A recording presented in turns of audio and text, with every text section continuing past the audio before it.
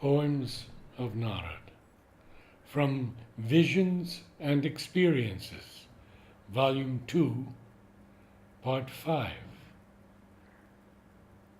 Museum of Modern Art. They looked at paintings, sculpture, photography, intent to unlock meaning and to see.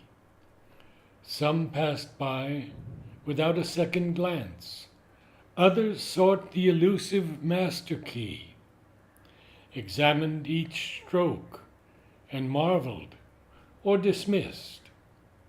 Russian, French, Italian, Japanese, speaking 100 tongues, their sentences falling upon my ears like singing flowers, dropping from a clear and azure sky.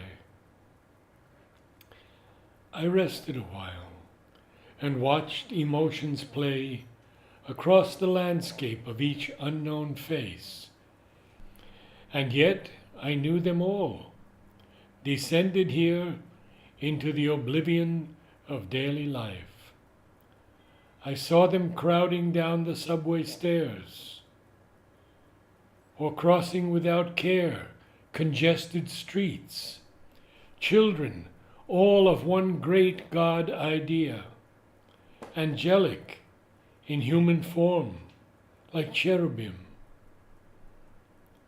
And all I wanted to do was touch their feet.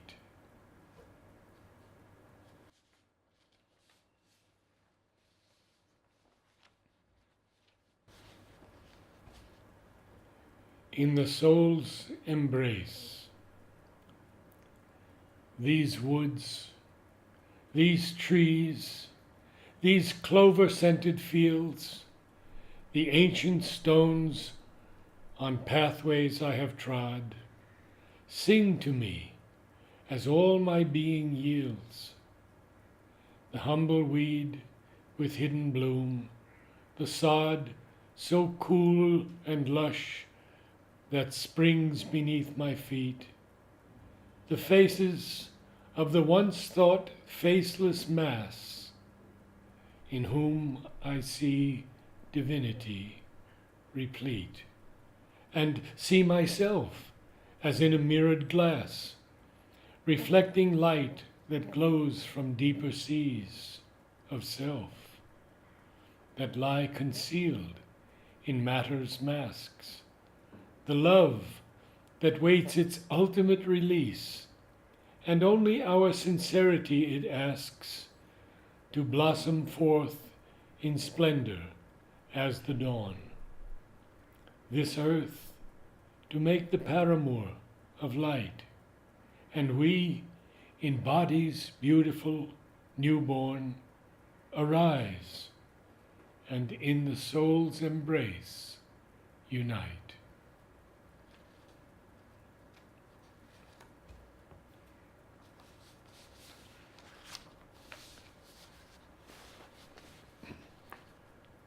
The vision of the golden tree. Not only words, the meaning of my heart, convey to those who are a part of me, but to the unseen, who sits and forms a part, the greater part, that is my history. Now I embrace the darkness which is light, for in the womb I knew the mystery, and still retained peculiar inner sight, acknowledging the future world to be. And though my knowledge rests somewhere behind the frontal being everyone can see, I live infinitudes beyond the mind, and see with spirit eyes that all is He. I am becoming that which seemed a child in a near familiar paradisal land, whose symbol figures hold my soul beguiled, that blossom from a mother's proffered hand. To bring those gardens here, my destiny, a channel for the force of things divine. I have kept the vision of the golden tree and tasted of the all-transforming wine.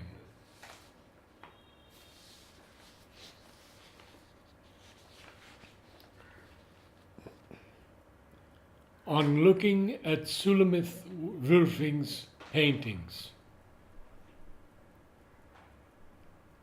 here I lived among the Knights Templar, and she who is my wife was then my queen. It seemed that truth and right were clearer then.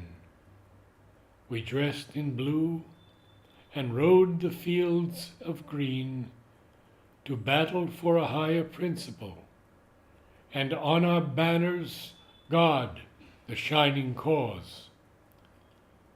Life was simpler, and the evil known, malignant, dark, and treacherous, a force to be confronted, vanquished from our midst, and honor the seal of sanctity in man. Nature, the close companion of our days, supported us in her divine elan. Respect and charity were inbred traits.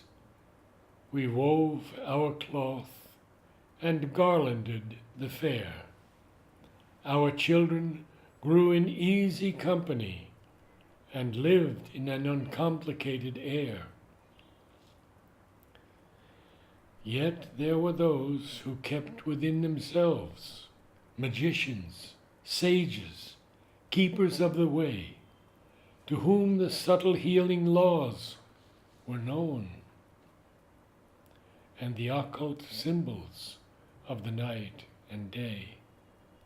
We lived and laughed and warred among our kind, stranger and foe respected as the earth, evolving man, his inner consciousness awakened to the reason of his birth, but partially in that early dawn. Though in the East, 5,000 years before, rishis knew the meaning of the sun, the arcane knowledge owned the secret lore.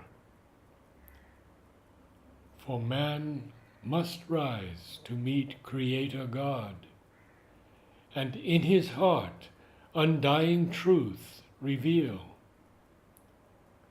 The body and its DNA remold, and light be born within, the crypt unseal.